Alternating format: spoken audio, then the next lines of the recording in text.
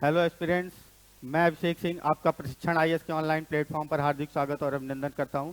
अपनी short videos की series को आगे बढ़ाते हुए आइए हम चलते हैं अपने अगले क्वेश्चंस की तरफ। और मैंने आपको बताया था कि डिविजिबिलिटी रूल अभी कंटिन्यू रहेगा जब तक मैं हर एक नंबर का डिविजिबिलिटी रूल आपको अच्छे से नहीं करा दूंगा। तो कल कुछ क्वेश्चन दिए थे मैंने आपको होमवर्क में करने के लिए या खुद से प्रैक्टिस करने के लिए। चलिए पहले वो क्वेश्चन देखते हैं, फिर आगे आज मैं आपके लिए कुछ नए क्वेश्चन भी लेके आया हूँ जिससे आपको कुछ नए नंबर्स के डिविजिबिलिटी रूल के बारे में जानकारी मिलेगी।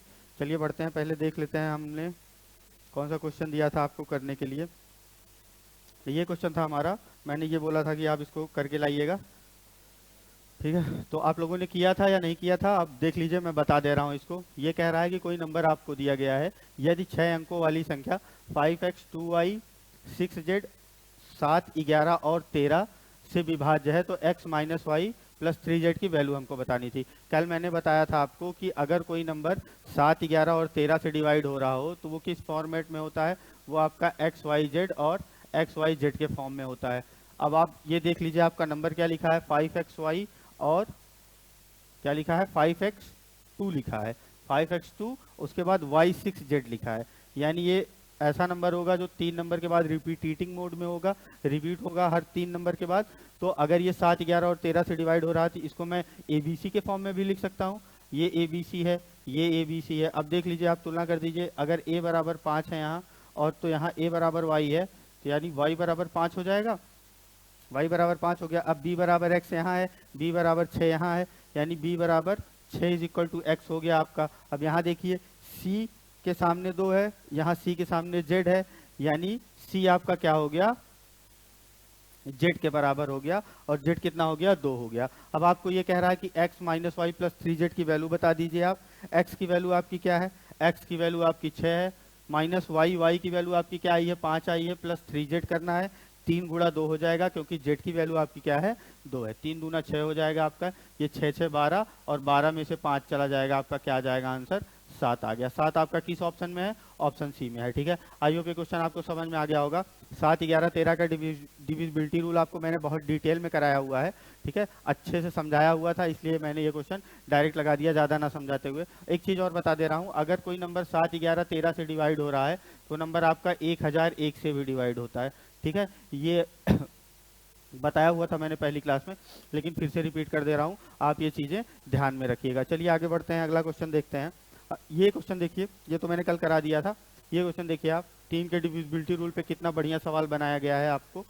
आयोग ने कितना प्यारा सवाल पूछ लिया है, बहुत थोड़ा ट्रिकी सवाल भी है, थोड़ा ध्यान से देखिएगा, कॉन्सेप्चुअल क्वेश्चन है, ठीक है। देखते हैं क्या कह रहा है। कह रहा है कोई संख्या है 136 और उसको जोड़ा जा रहा है 5b7 में, ठीक है, और प्राप्त योग क्या है 7a3 है।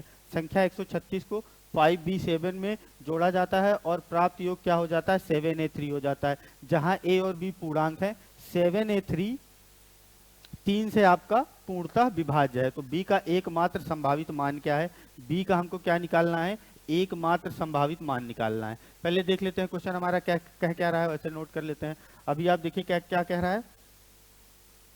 कह रहा है कि 136 में क्या जोड़ा जा रहा है आपका, 136 में आपका जोड़ा जा रहा है 5b7 और जोड़ने पे आ क्या जा रहा है, जोड़ने पे आपका आ जा रहा है 7a3। क्या आ जा रहा है आपका 7a3 और कह रहा है ये 7a3 जो है वो आपका 3 से डिविजिबल है। यानी इसका अगर हम 3 का डिविजिबिलिटी रूल क्या होता है, जो नंबर होता है आपका अगर उसका डिजिट सम 3 का मल्टीपल हो जाए तो वो नंबर क्या हो जाता है आपका 3 से डिविजिबल हो जाता है। अब आप इसका डिजिट सम निकाल लेंगे, 7 3 10 प्लस ए, यानी 10 प्लस ए आपका क्या आ जाएगा 3 से डिविजिबल होने वाला मल्टीपल आएगा, ठीक है। अगर आप 10 प्लस ए में कोई भी वैल्यू रखो, अगर आपको ए की जगह वो वैल्यू रखनी पड़ेगी जिससे ये नंबर क्या हो आपका हमेशा 3 से डिविजिबल हो, क्योंकि कह दिया गया है क्वेश्चन में कि 7a3 जो है आपका वो 3 से डिविजिबल है। पहले यहाँ देख लेते हैं। अब आप देखिए 7 6 13 हुआ है, 13 का 3 लिख दिया है, यहाँ कैरी 1 बचा है और कैरी इसमें जुड़ता है लेफ्ट साइड वाले। कैरी जब आपका बचता है, हासिल बचता है, तो उसको आप लेफ्ट साइड ऐड करके जोड़ते हो तो यहाँ एक कैरी बचेगा, ये इसमें जुड़ेगा, ठीक है। अब ये देखिए ये 3 1 4 रहा होगा, 4 में कुछ जुड़ के ए बनाएगा, ठीक। अब आप देख लीजिए यहाँ कैरी आ रहा है कि नहीं। आप ये देखिए कोई भी नंबर आएगा, ये 5 1 6 होगा, यानी यहाँ से कैरी क्या मिल रहा होगा 1 मिल रहा होगा, तभी ये क्या बना रहा है 5 1 6 और एक मिलके 7 बना रहा है यहाँ, यानी यहाँ भी आपका एक हासिल बनेगा। ठीक है, अब आप देख लीजिए एक ही यहाँ की, यहाँ आप एक ही कौन कौन सी वैल्यू रख सकते हैं। पहले ये देख लीजिए आप, क्या ए आपका क्या है, ए आपका डिजिट है। मैंने आपको पिछली क्लास में ही बताया था कि ए आपका डिजिट है, और डिजिट की जगह हम लिख क्या सकते हैं, 0 से 9 तक नंबर्स लिखते हैं हम लोग, 0 से 9 तक नंबर्स लिखते हैं। अब आप 0 रखोगे तो ये 3 से डिविजिबल नहीं होगा, 1 रखोगे तो नहीं होगा, 2 रखोगे तो हो जाएगा।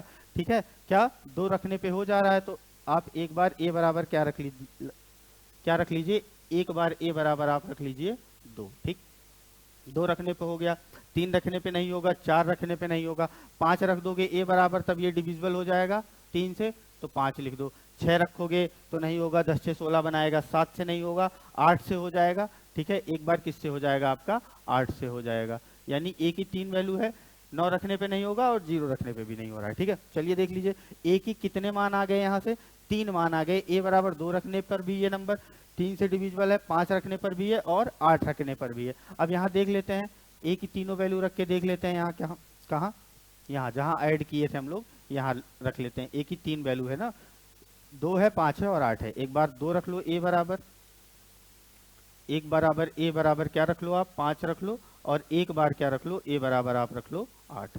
पहले आप देखो, ए की जगह अगर आप 2 रखोगे, ए की जगह अगर आप 2 रख दिए तो ये क्या हो गया, 3 1 4 पहले से था, यहाँ अगर 2 आ रहा है और कैरी 1 बना रहा है, यानी ये 12 रहा होगा, तभी तो यहाँ हासिल 1 दे रहा है। ये 12 होने के लिए बी की जगह क्या वैल्यू आनी चाहिए, बी की जगह अगर आप 8 रखोगे तभी तो ये 8 3 11 1 12, 2 बचेगा यहाँ और 1 यहाँ कैरी जाएगा, यानी बी की वैल्यू यहाँ से क्या आ गई, 8 आ गई। आई होप ये चीज आप समझ पाए होगे। क्या, अगर एक ही जगह हम 2 रखते हैं और हमको कैरी 1 यहाँ बनाना है, तो जाहिर सी बात है यहाँ 12 ही बनेगा, 12 बनेगा तभी तो यहाँ 2 आएगा और कैरी यहाँ 1 बचेगा। ठीक, 12 लाने के लिए क्या, यहाँ 3 था पहले से, 1 हमारे पास पहले से था, 3 1 4 था, और हमको कितना चाहिए था 12 बनाने के लिए, बी की जगह क्या आ गया हमारा, 8 आ गया। आई होप ये चीज आपको समझ में आ गई होगी। अब अगर हमको ए बराबर 5 बनाना है, ठीक है, अगर हमको ए बराबर 5 बनाना है तो क्या आप बना पाओगे ए बराबर 5? आप देखिए, अगर ए बराबर हम यहाँ 5 बनाते हैं तो यहाँ हमको 5 रखना पड़ेगा एक ही जगह, यानी ये क्या हो जाएगा, 15 हो जाएगा। तो क्या 15 लिख सकते हो आप? अगर 15 लिखोगे, एक तो यहाँ कैरी हो गया आपका, एक हटा दो, 5 आएगा क्या, 5 3 1 4 है, हमको 15 लाना है, 4 में क्या जोड़ोगे तो 15 आएगा, 11। लेकिन बी की जगह आप 11 तो लिख नहीं सकते हो, यानी ए की 5 वाली वैल्यू के लिए ये कंडीशन आपको सेटिस्फाई नहीं कर रही है। ठीक है, यानी ए बराबर 5 संभव मान नहीं है। ठीक है, चलिए अब आगे देखते हैं। ए बराबर 5 हो गया आपका। अगर इसी तरह आप ए बराबर 8 रखते हो तो क्या रख पाओगे, ए बराबर 8 रखोगे, ये 18 बनाएगा, 3 1 4 है, यानी बी की जगह हमको क्या रखना पड़ेगा, 14 रखना पड़ेगा, जो हम नहीं रख पाएंगे। ठीक है, तो यानी ये भी पॉसिबल नहीं है। तो बी का केवल एक संभावित मान है, जो कि कब आ रहा है, जब हम ए बराबर 2 रख रहे हैं, और वो मान है क्या, 8 है। बी बराबर क्या आ गया आपका, 8 आ गया। देखिए कितना बढ़िया सवाल था, सीसेट 2019 में पूछा हुआ सवाल है ये आपका, 3 के डिविजिबिलिटी रूल पे था। ठीक है, लेकिन बढ़िया सवाल था इसलिए मैंने एक्सप्लेन कर दिया। देखिए कितनी चीजें आपसे टेस्ट कर लिया, आपसे कैरी वगैरह, ये चीज कोई सोच पाएगा कि 7 6 13 है तो 3 यहाँ लिखना है तो 1 यहाँ कैरी लिखना पड़ेगा। फिर आप देखिए ये 5 1 6 हो रहा है, लेकिन ये 7 बन जा रहा है, 5 1 6 तो हो रहा है, लेकिन यहाँ 7 लिखा जा रहा है, तो जाहिर सी बात है हमने क्या जोड़ा होगा, कैरी 1 जोड़ा होगा, या फिर आप ऐसे कह सकते हो हासिल 1 जोड़ा होगा आपने। ठीक है, चलिए आगे बढ़ते हैं, अगला क्वेश्चन देखते हैं। अब ये देखिए 6 अंकों की संख्या विभाज्य है किससे, एक्स वाई जेड के मानों के। ये देखिए सीसेट 2023 का क्वेश्चन, फिर 7 11 13 का डिविजिबिलिटी रूल आ गया आपका। डायरेक्ट देखिए एक्स वाई जेड है, एक्स वाई जेड है, 6 अंकों की संख्या है, किससे विभाज्य होगी, ये हमेशा आपका 7 11 और 13 से विभाज्य होगी। बस मैं ये दिखा रहा हूँ, देखिए डिविजिबिलिटी रूल कितना इंपॉर्टेंट है, कितने सारे क्वेश्चन आपको मिल गए अभी तक। ठीक है, चलिए आगे बढ़ते हैं, अगला क्वेश्चन देखते हैं। अगला क्वेश्चन हमारा क्या कह रहा है कि कोई संख्या है हमारी जो 7 से विभाज्य है। ठीक है, और यहाँ बीच में इसके p लिखा है, अंक p का मान क्या है, अंक p का मान बताना है आपको। मैंने ये चीज आपको बताई थी 7 के डिविजिबिलिटी रूल में, 7 के डिविजिबिलिटी रूल में बताई थी कि जब आपका नंबर हो तो आप लास्ट नंबर लेके डबल करके माइनस कर देते हो शेष नंबर में, और जो नंबर आता है वो क्या होता है, अगर वो 7 का मल्टीपल होता है तो नंबर 7 से डिवाइड होता है। लेकिन यहाँ नंबर बड़ा लिखा हुआ है, बहुत ज़्यादा बड़ा नंबर है, कितनी बार आप डबल करके माइनस करते रहोगे। तो ये नंबर पहले आप लिख लीजिए, फिर एक तरीका बताता हूँ, दूसरा तरीका।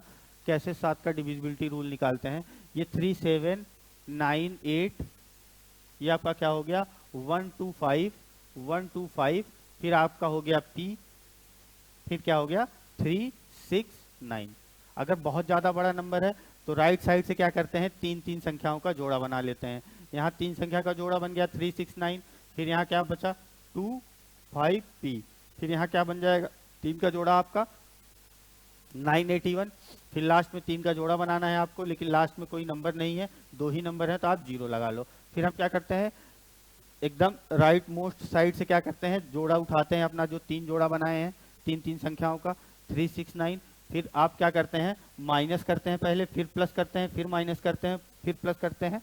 माइनस करो आप, माइनस ये आपका क्या हो जाएगा 2 5 p, फिर मैंने क्या बोला ऐड करते हैं, ऐड करने पे क्या आएगा 981, ऐड करने पे क्या है आपका 981, फिर माइनस करेंगे ये 037 है, आप डायरेक्ट 37 लिख लो। अब ये आपका क्या आ जाएगा पहले आप देखो, ये आपका ये हो गया 369 माइनस 25 p प्लस हो गया, अब 37 इसमें से घटा दो, ये आपका 944 आ जाएगा। अब एक चीज आप ये देखो, अगर आपको 25 p लिखा है तो p की जगह कोई डिजिट होगा, ठीक है। अगर तीन अंकों की संख्या लिखी है तो p की जगह कोई डिजिट होगा, और डिजिट हो क्या सकता है 0 से लेकर 9 तक के बीच में कोई संख्या हो सकती है, यानी ये एक अंक की ही संख्या हो सकती है। तो इसको क्या हम 250 प्लस p लिख सकते हैं, आप कहोगे बिल्कुल लिख सकते हैं। और ये माइनस 25p है, और अगर p की जगह ये आप 25p की जगह अगर 250 प्लस p रखोगे तो आपका क्या हो जाएगा 369 माइनस 250 माइनस p प्लस 944, ठीक है। अब आप अगर 369 को देखो, इसमें अगर आप 944 ऐड करो तो ये क्या हो जाएगा 9 4 13, सॉरी 9 3 1200, 1200 फिर ये 6 4 1300, 1313, और 1313 में अगर आप माइनस 250 करते हो तो पहले ये क्या हो जाएगा 1013 हो जाएगा, और 1013 में आप 50 माइनस करोगे तो आपका 1063 आ गया, 1063 माइनस p आ गया। यानी ये एक ऐसा नंबर बन गया है 1063 माइनस p, ये आपका क्या होगा 7 से विभाज्य होगा। यानी अगर 1063 में हम p माइनस कर देते हैं तो ये एक ऐसा नंबर बन जाएगा जो आपका क्या होगा 7 से डिविजिबल होगा। पहले हम देख लेते हैं कि 1063 में माइनस क्या करना है। अगर हम 1063 में 7 से डिवाइड करें और हमारा जो शेषफल आएगा वही तो एक्स्ट्रा होगा, वही हम अगर p की जगह रख देंगे तो हमारा आंसर आ जाएगा। क्यों? क्योंकि अगर हम इसको 7 से डिवाइड करते हैं हमारा कुछ शेष बच जाता है, अगर उसी शेष को हम इस नंबर में माइनस कर दें तो ये नंबर 7 से डिवाइड होगा, तो p तो माइनस ही तो हो रहा है, यानी p की जगह वो शेषफल हम रख सकते हैं। पहले हम देख लेते हैं 1063 हमारा कितना रिमाइंडर दे रहा है 7 से डिवाइड करने पर। 7 एकन्नम 7 हो गया, ये आपका क्या बचा 3 6 7 बचे 35 हो जाएगा, ये आपका क्या बचेगा 1 बचेगा, फिर 3 उतर जाएगा नीचे। अब 7 एकन्नम 7 हो गया ये आपका, यानी रिमाइंडर आपका क्या बचा है 6 बचा है, यानी p की वैल्यू आपकी क्या आ गई 6 आ गई। डायरेक्ट आप ऐसे भी लिख सकते हो या फिर आप ऐसे लिख लो, ठीक है। क्या लिख लो 1063 की जगह आप क्या लिखोगे 1063 की जगह लिखोगे आप 7 गुणे 151 प्लस 6 माइनस p। अब आप देखिए ये नंबर आपका पूरा 7 से डिविजिबल है पूरी तरीके से, ठीक है। ये नंबर पूरा 7 से पूरी तरीके से डिविजिबल है। अगर मैं ये कहूं कि अगर ये 0 होता तो ये पूरा नंबर आपका 7 से डिविजिबल हो जाता। ये अगर डिविजिबल है और ये अगर 0 हो गया तब ये पूरा नंबर आपका 7 से डिवाइड हो जाएगा। चाहे इस तरीके से कर लो, अगर 6 माइनस p की वैल्यू आपकी 0 हो जाएगी तो p की वैल्यू आपकी क्या आ जाएगी 6 आ जाएगी, ठीक है। दो तरीके से एक्सप्लेन कर दिया कैसे p की वैल्यू निकालनी है। आपको जो तरीका सही लगे वो तरीका आप फॉलो कर लो, यानी p की वैल्यू आपकी क्या आ गई 6 आ गई, ठीक है। आई होप ये क्वेश्चन आपको समझ में आ गया होगा। 7 के डिविजिबिलिटी रूल पे बढ़िया सवाल। 7 का दूसरा तरीका, 7 का डिविजिबिलिटी रूल निकालने का दूसरा तरीका कैसा, 3 3 का जोड़ा बना लेते हैं राइट मोस्ट से, फिर ये वाला उठा के लिखते हैं 3, पहला जोड़ा जो आपने बनाया है, फिर दूसरा वाला माइनस करते हैं, फिर तीसरा वाला प्लस करते हैं, फिर चौथा वाला माइनस। यानी इसमें अल्टरनेट सीरीज किसकी चलती है, माइनस से शुरू होती है, minus plus minus plus minus plus ऐसे करते हुए आगे बढ़ती है, ठीक है। चलिए आई होप ये क्वेश्चन समझ में आ गया होगा। अगला क्वेश्चन देखते हैं। अब आप ये देखिए फिर से आपका वही क्या क्वेश्चन देखते ही एबीसी यानी रिपीटेटिंग टर्म हो गया। रिपीटेटिंग टर्म है तो क्या 7 11 13 तुरंत दिमाग में आएगा, क्या आएगा कि ये 7 11 13 से डिवाइड होगा, ठीक है।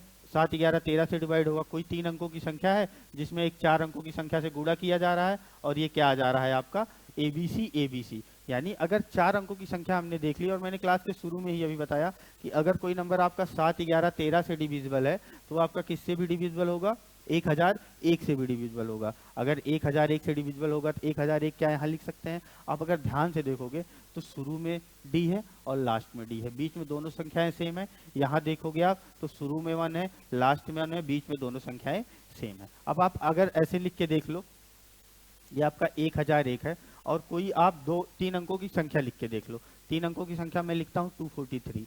243 को अगर एक बार हम मल्टीप्लाई करेंगे 1 से, 243 से करना हम 243 हो जाएगा, 2 बार 0 है तो ये 24 यहीं लिखा जाएगा, फिर 243।